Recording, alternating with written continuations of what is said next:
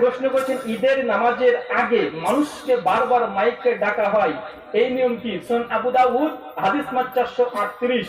ইবনু ওমর রাদিয়াল্লাহু তাআলা আনহু, যিনি ওমর বিন খাত্তাবের সন্তান, তার সন্তান ওমর বিন খাত্তাবের সন্তান, আর ইবনু ওমর যে এমন একজন সাহাবী যে আল্লাহর রাসূলকে যে কাজ করতেন হুবহু সেই কাজ করতেন।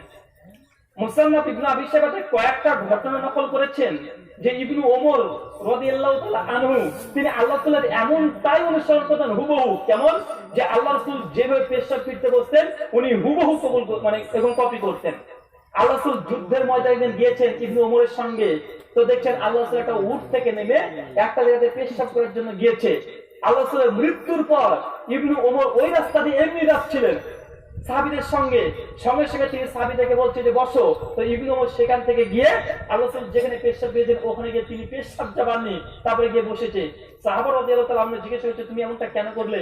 ওই যে আল্লাহ রাসূলকে আমি দেখেছি যে আল্লাহ রাসূল এখানে পেশাব দিয়েছেন, এই জন্য আমি এখানে নেমেছি। মানে এত তারা তিনি কপি করতেন। যতজন সাহাবী আছে সবচেয়ে বেশি সুন্নাহ বেশি পালন করার জন্য সবচেয়ে মরিয়া থাকতেন তার নাম ইবনু ওমর। দেখবেন সুনান ইবনু মাজাহ খুলবেন, মুকাদ্দামা কিতাবুস সুন্নাহ এই অধ্যায়ের 165 নম্বর হাদিসের পর থেকে পরপর 9 খানা হাদিস এনেছেন ইমাম ইবনে মাজাহ রাহিমাহুল্লাহ, জি ইবনু ওমর রাদিয়াল্লাহু তাআলা আনহু আল্লাহ তাআলার হুবহু সুন্নাহকে কিভাবে অনুসরণ করেছেন। সুনান আবু দাউদ 438 নম্বর হাদিস, ইবনু ওমর রাদিয়াল্লাহু তাআলা আনহু কুফার একটা মসজিদে গিয়েছেন। কোথায়? কুফার একটা মসজিদে। আল্লাহ তাআলার মৃত্যুর কিছুদিন পর যাওয়ার পরে দেখছে যে মসজিদ থেকে আযান দিয়েছে। আযান দেওয়ার পরে ওই মুয়াজ্জিন আযান দেওয়া শেষ মসজিদের কিনারে এসে মানুষকে ডাকছে যে তোমরা নামাজের জন্য এসো। দেখেন আযান দিয়েছে, তারপরে কি করছে? ওই মসজিদের ভেতর থেকে আবার বলছে নামাজের জন্য এসো, নামাজের জন্য এসো, এই সময় নেই তাড়াতাড়ি আসো। তখন তো মাইক ছিল না, এবার ডাকছে। ইবনু ওমর রাদিয়াল্লাহু তাআলা আনহু সঙ্গে সঙ্গে মসজিদে ঢুকতে গিয়ে মসজিদ থেকে বেরিয়ে চলে এসেছে। আসার পর সাহাবা রাদিয়াল্লাহু তাআলা তার সঙ্গীরা বলছে যে কি ব্যাপার আপনি মসজিদে ঢুকলেন না, সালাতের ওয়াক্ত হয়ে গেছে। উনি তখন বলছে আখরাজা, এখান থেকে বেরিয়ে এসো, হাজা বিদাতুন, এটা একটা নিকৃষ্ট কাজ যে ব্যক্তিকে দেখলাম যে আযান দেওয়ার পরে মানুষকে আবার ডাকছে। ইবনু ওমর রাদিয়াল্লাহু তাআলা আনহু কি বলেছেন যে মাইকে একটা আযান হয়ে গেছে। আযান মানে কি ভাই? আহ্বান।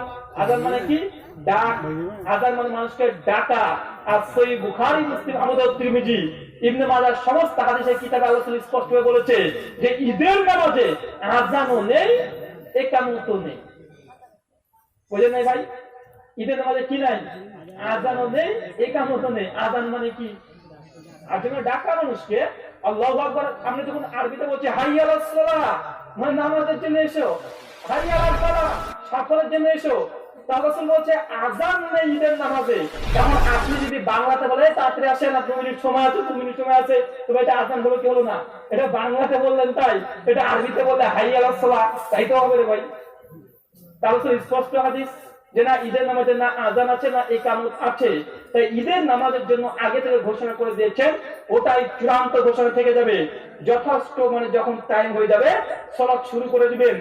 এখানে বিশেষ করে যারা সালাতি তারা উপস্থিত হবে, মানুষকে ডাকা যাবে না। ইবনু ওমর রাদিয়াল্লাহু তাআলা আনহু স্পষ্ট তার হুঁশিয়ারি আছে। পৃথিবীর কোনো আলেমের কোনো কথা চলবে? আবু দাউদ 438 নম্বর হাদিস, আল্লামা নাসিরউদ্দিন আলবানী রাহিমাহুল্লাহ মুতাফাক্কির 20 হিজরি, তিনি হাদিসের মানকে হাসান সহিহ বলেছেন। তাই এরকম আচরণ যেন আমাদের মধ্যে না থাকে, যদি থাকে এগুলোকে পরিত্যাগ করতে হবে।